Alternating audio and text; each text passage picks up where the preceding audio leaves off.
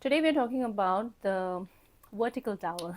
The vertical dowel is a progression over the previous stackers, which could be the simple stacker, the complex stacker, and then the horizontal stacker, which is also called the horizontal dowel.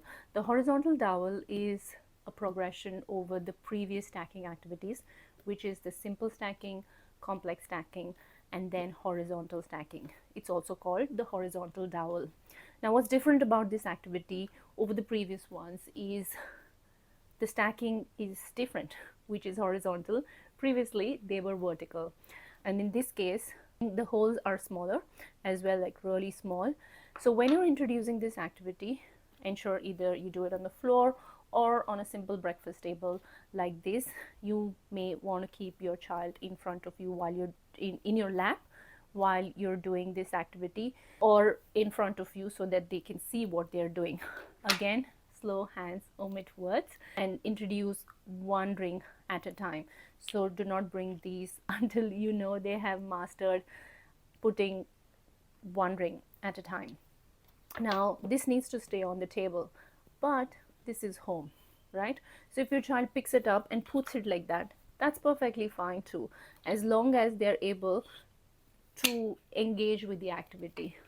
What's important is they hold the activity and use it. So it doesn't matter how they are putting it.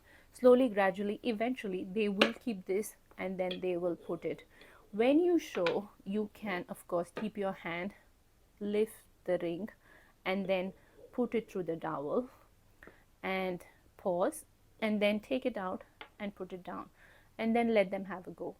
A 1-year-old might not follow your instructions, especially if you've been talking, and that's why we follow the Montessori principles of slow hands, omit words.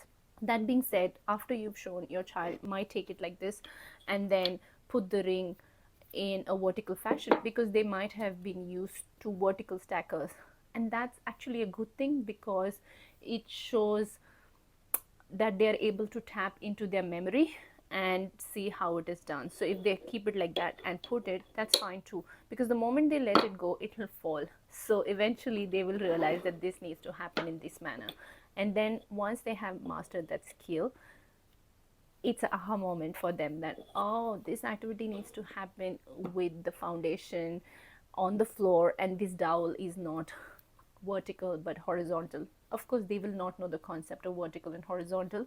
You can say to them to enrich their vocabulary, but that's not important.